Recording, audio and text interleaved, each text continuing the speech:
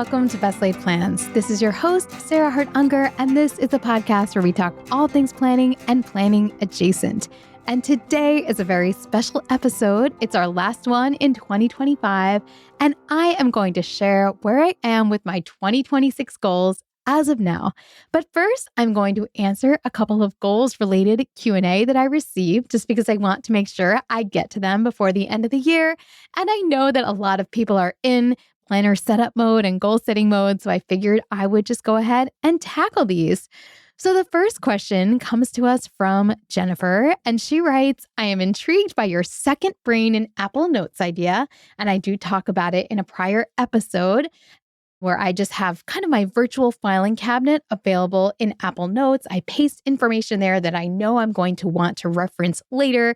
I also write all of my podcast scripts in there and my ad copy so that I can search for things later on. And she writes, I'm curious, do you exclusively deal with notes on your phone, or do you use iCloud to access them on your laptop as well? So it never occurred to me that anybody would have thought that I was doing all of that on my phone. I mean, I'm typing directly into it and I'm doing things very quickly that probably would not be practical to do on my phone. So yes, the answer is that I use Apple Notes on my laptop. I am Mac-based, and so currently, I have a MacBook Air and I use the Notes app right on there, and it syncs within all of my iCloud enabled devices. So it does sync with my phone.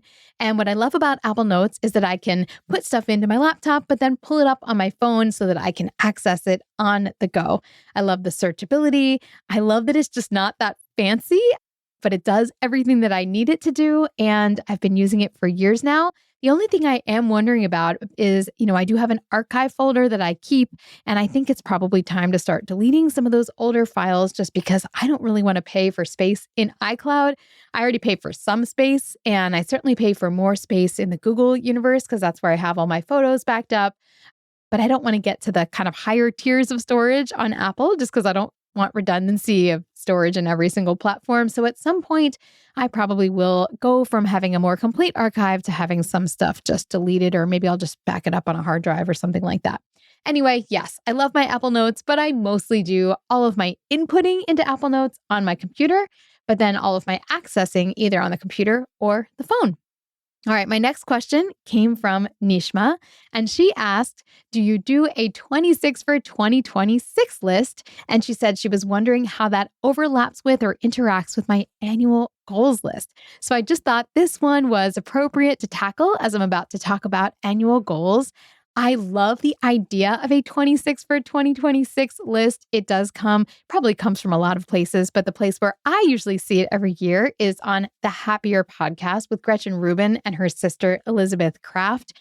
They keep their annual goals in list form, and I always enjoy them reviewing their goals and talking through their old list and creating their next list. In fact, I'd say those are some of my most anticipated episodes from them every single year. But I do not put my main goals into this format. Instead, in some years, I've chosen to do a 20x for 20x list, depending on the year, of something else. So 24, I think I did 24 experiences for 2024, and I wanted 4 of those to be movies and 2 of them to be, I don't remember the exact setup, but it was 24 experiences. I did not do one for 2025. And drum roll, I am going to do 26 areas to declutter in 2026 because I do have an ambitious decluttering goal, and I think this might be a really fun way to chunk it up. I also just want to give a shout out to the number 26 because the year has 52 weeks in it, and 26 is conveniently 52 divided by 2. So if there is something you want to do 26 times in the year, you simply have to do it once every 2 weeks, and you will have a perfect equation there. So I just love when numbers work out in cool ways like that. So I just wanted to mention it.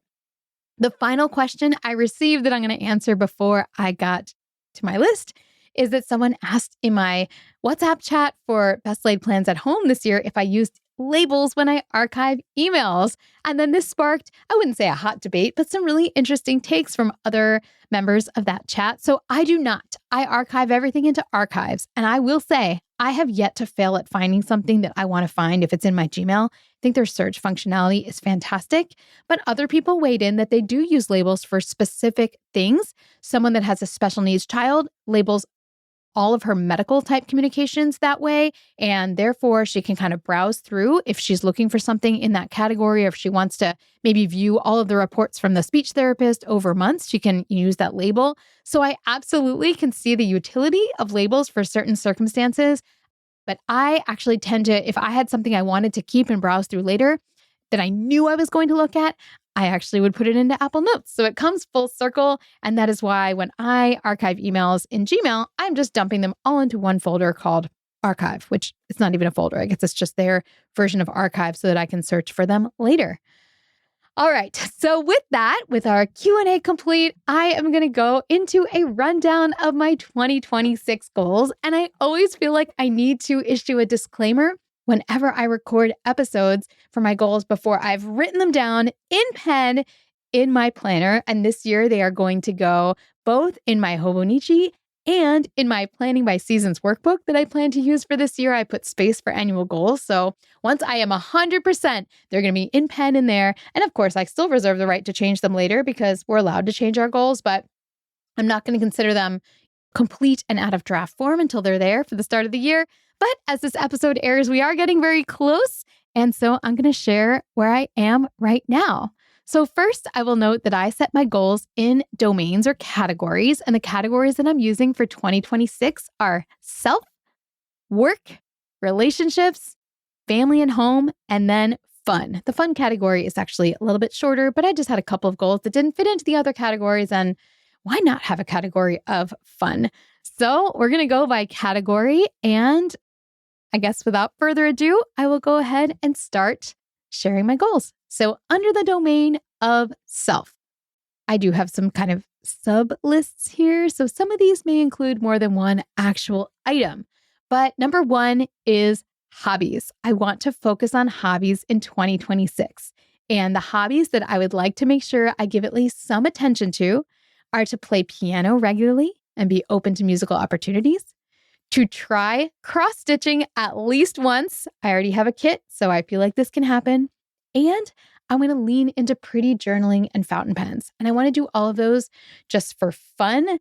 None of them are for business or even, for fountain pens. It's not to show on my podcast or on my YouTube or something like that.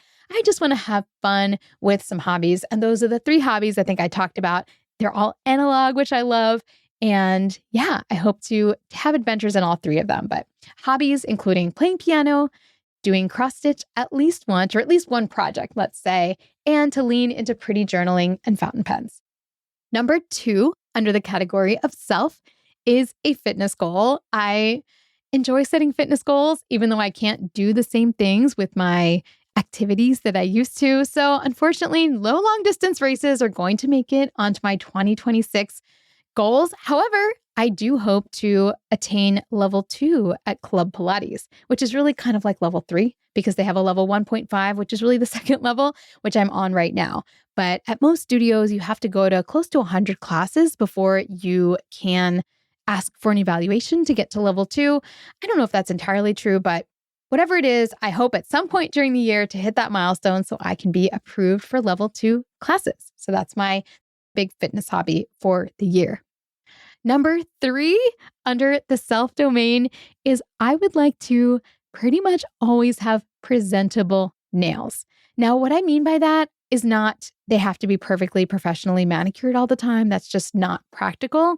But I don't want to walk around with super chipped manicures or nails that aren't taken care of. So I do want to work on some of my DIY mani techniques. I've tried a couple of different things and I'm still kind of playing with that. But I'm going to go for monthly pedicures and just aim for manageable but presentable nails all the time.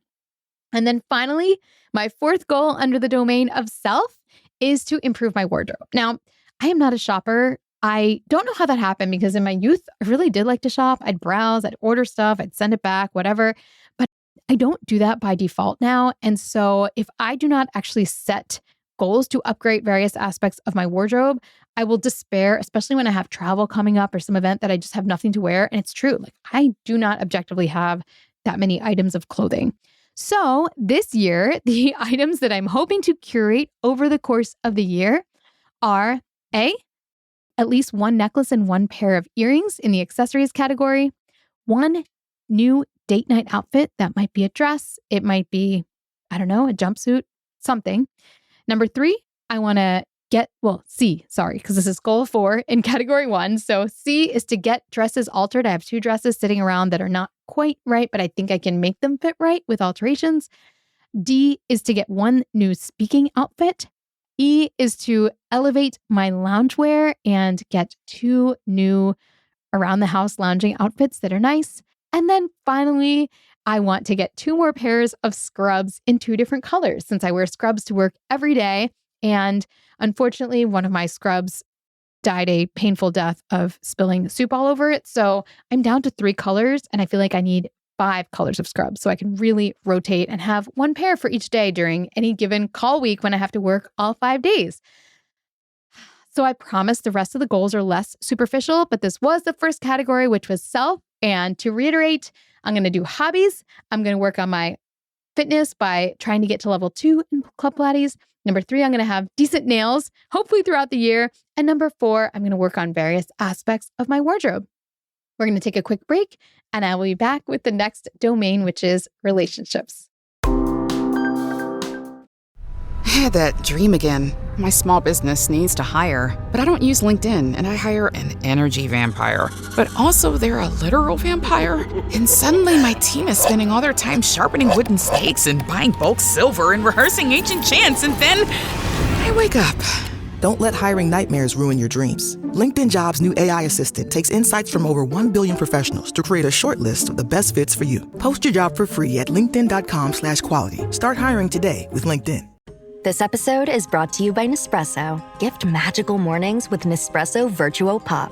Compact and stylish, Virtuo Pop is made to meet every morning coffee craving. From espresso to coffee, hot or iced, at the click of a button.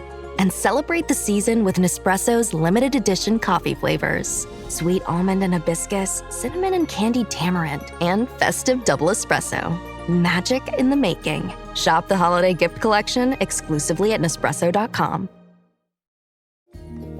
The Subaru Share the Love event is on from November 20th to January 2nd. During this event, Subaru donates to charities like Meals on Wheels, and so far has supported the delivery of nearly 5 million meals to our aging neighbors. When you purchase or lease a new vehicle during the 2025 Subaru Share the Love event, Subaru and its retailers will make a minimum $300 donation to charity. Visit Subaru.com/share to learn more.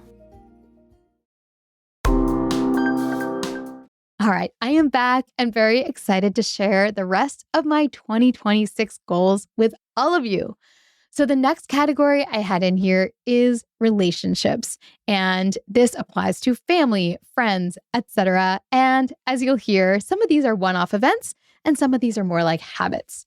So number 1 under relationships is I would like to continue to aim for 2 date nights a month with my husband. I shared on a prior episode that I have finally figured out that the right time to do this planning is during my monthly planning ritual. So I feel like I've just gotten that habit ingrained and I don't want to lose momentum with it. So I'm setting this as an annual goal to continue to set up 2 dates per month. They can be low key. They can just be like out to a quick dinner. I have some other ideas for non-dinner type dates, but my ideal is that we're going to try for 2 per month because we can definitely be in that phase of life where we're running our kids around and doing things for everyone else and caught up in our own work lives and not have that one-on-one time together that is so important. So I'm excited for this one. Number 2 under relationships, this one, I'm going to need some cooperation, but I think I have it, is that I just want to help my husband sync his work schedule a little bit better, meaning sometimes we'll have something coming up and we'll realize he didn't get the time off. And he has given me permission to insert myself into this process and work directly with his manager to make this a little bit better coordinated in 2026. So I'm making that a goal for myself because it is going to take effort to get his manager's information, to get him to agree to take certain time off that we all will benefit from later. So number 2 is to help my husband with his work schedule.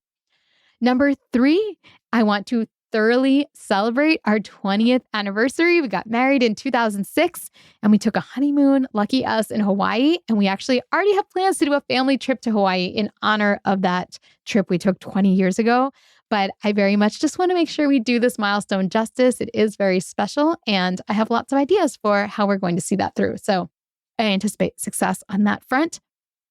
Number 4 in the relationships category, I would like to see my Philadelphia-based family at least 4 times over the course of the year. I have ideas as to how that will happen already, and actually multiple flights already booked, so I'm pretty confident with that one as well. And then number 5, I would like to use the talking part of my phone more.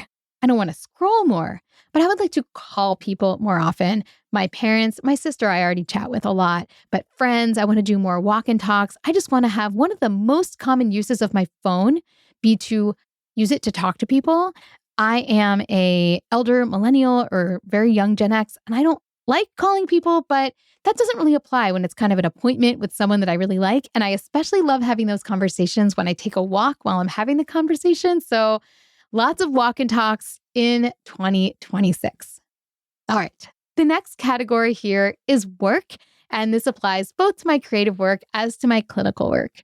So number 1 in this category is that I would like to finish and launch Best Laid Plans Academy 2.0. That's my course where I really teach all of the elements of planning that I talk about on this podcast in one place. Now, of course, people can get that information in my book, and I'm not trying to keep any of it secret. Everyone should buy my book. It's out now as this episode has aired. But also, some people really want a more hands-on experience where we talk about their challenges and they have someone to report back to. And that's what Best Laid Plans Academy is. It's all of these elements, but with more structure and more hands-on discussion of how that will be implemented. So I did want to revamp that program. I think it was already awesome, but I want it to be even more well organized and kind of mirror some of the organization of the book. So I haven't finished creating it, but my plan is to finish and launch it in 2026. Number 2, I want to figure out my next big creative project. And my heart is saying it's going to be something with my workbooks, either my yearly workbook or my seasonal workbook. I just feel like they've been used by so many, and I absolutely love using them myself. And I feel like maybe the world needs more really well done workbooks. So I'm going to figure out how to make that happen. But I think that might be my next big project. I don't see a book proposal happening in 2026, maybe 2027, but we'll figure out what exactly it is that I'm going to do, and I'll get started on it. Number 3, I'm going to try to trade away at least 3 of my call weekends. So to be clear, this isn't taking any less call, but I really have found that I do not like taking my clinical call as 7 days in a row. So in order to still take the same amount, what I can do is find colleagues willing to break up their weeks and trade some weekends. And I haven't quite done that yet. I kind of put out a call, but I think I need to be a little bit more persistent, plus remain open to the possibility that sometimes it's just going to mean waiting for people to ask for trades and then raise my hand really quick and make sure I'm the first one in line to help them out if they have something to go to on a given weekend. But I am just really hoping to make 7 days in a row call less of a thing in my life and to instead do it in 4 or 3 day chunks. So hoping I can arrange that for 2026.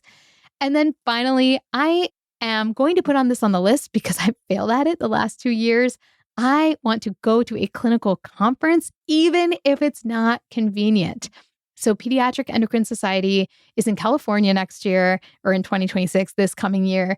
And the last 2 years, I have kind of thought about going to a conference and then canceled it when it was far away and there was stuff going on, because unfortunately, these are held in the spring season and often at the end of April or beginning of May when really busy kids season starts. But I've made that choice not to go for the last 2 years, and it's time for me to make the choice to go because I really need to maintain my relationships with people and stay up to date on various concepts. And so this is going to be the year that I go, even if it's not entirely convenient, even if I have to miss something.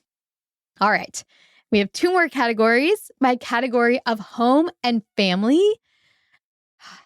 I know I talked about decluttering last year, and I did not have success with that goal. So I need to add another layer of accountability and help and urgency. And so I am going to work with a consultant virtually to help us declutter our home. I just read Marie Kondo's Life-Changing Magic of Tidying Up. And while her methods are not going to work for me in their entirety, I was so inspired by her overall vibe and her ideas. And I'm going to work with a KonMari consultant. So I already have a name in mind. I haven't paid for my package yet, but I am going to. And I just really need this to be like official and one-on-one and have someone to report back to that I can get some help from. So I am excited to kind of add another layer of help with this goal that's been struggle. And I also want to better define what done looks like. I think that decluttering 26 areas, which correspond to the 26 for 26 structure, is going to be a great way to frame this project and to help me know when I'm done. Because even though there is the thought that you could just do this once and be finished, and she says that in her own book, I do believe this is going to be something that will be revisited throughout life. And yet I still want to have a feeling of completion. So I feel like if I've gone through 26 areas and they are relatively maintained, I will call it done. And that is my first goal under the home and family umbrella for 2026. Number 2, and I guess this is sort of a work goal, but it's also sort of a home goal. I want to do a better job separating my business finances from my life finances. I am not tracking my business stuff separately. I do not use separate business cards. Of course, I still pay taxes and I do track everything. So I have to do some amount of tracking, but it's just not really like in its own standalone system, if that makes sense. If someone has a program that is not super expensive that they love to use for this, please let me know. Otherwise, I think I'll just be setting something up in Excel and starting to use specific business credit cards for expenses so that I can have a better record and keep that separate. So that is number 2. And the number 3, kind of aligned with that, I want to continue to explore points and miles to help fund travel in 2027. We have some really grand plans for travel as my kids are getting older. And I do feel like I was very late to this whole points game, but as someone who plans and also someone who has a fairly significant number of standing expenses, I'd like to leverage those if I can and help it meet our goals that we'd like to enjoy some travel. So that is going to be a goal for 2026, just kind of upping my points and miles game and spend strategically. And then finally, my last category is fun. And I would like to, number 1, seek out opportunities to see more long form performances with an aim of going to one at least once a month. These do not have to be live. This can be watching a movie at home. This can be going to a concert. This can be going to a play. But I would like to make sure that I can still sit through something that's 2 or 3 hours long and enjoy that. And I want to track those things. So long form performances are going to be something I seek out in the new year. And then finally, a goal that I've decided is going to be a standing one on my list until further notice every year is going to be that I would like to see leaves in the fall, because this is not something I can do in the state of Florida where I live. And so I have to, well, maybe you can do it way up north in the state, but you can't do it in South Florida where I live. And yet I really, really miss that. And it takes some planning. So this is on my fun category for my list. I want to make sure I see some fall leaves in 2026. All right. Well, I'm going to save my word of the year discussion for next week. We have to leave some mystery for the new year. But this is my annual goals list as it stands right now in December. Again, I reserve the right to add things on. Last year, I ended up adding on Invisalign before I did all the episodes. Maybe it made my best laid plans episode, but it definitely didn't make my best of both worlds goals episode. And yet that was something I ended up doing and greatly feeling like I benefited from. So yes, I reserve the right to add on later on, closer to the beginning of the year. But here's where we are right now. I am so excited for many of these goals. I do feel like I have met my aim of making sure at least 2 to 1 of these goals are things that make me happy and I'm excited about looking at them. I mean, maybe separating work finances from life finances might not be in the happy category, but most of these other things are things that I am truly looking forward to. And I hope this is the case with your goals list as well. If you just want somewhere to send your goals list and you've created one and it's beautiful or it's in cool spreadsheet form and you want me to see it, I love looking at people's goals list. So feel free to bomb my inbox. I may not get back to you right away, but my email is sarah.hart@gmail.com. And you can send me your annual goals list and I will give you a congratulatory high five and we'll maybe learn from how other people set goals, because I am always learning from my brilliant listeners. All right, I'll be back next year. How many times do I get to say that? With more planning fun. Thank you as always for listening. If you've ever done anything to support the show, like buy my book or leave a review, I really appreciate that as well. And I hope the show continues to grow and thrive in the new year. Happy 2026.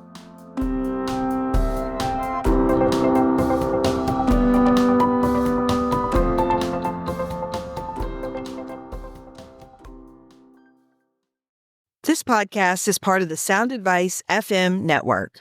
Sound Advice FM, women's voices amplified.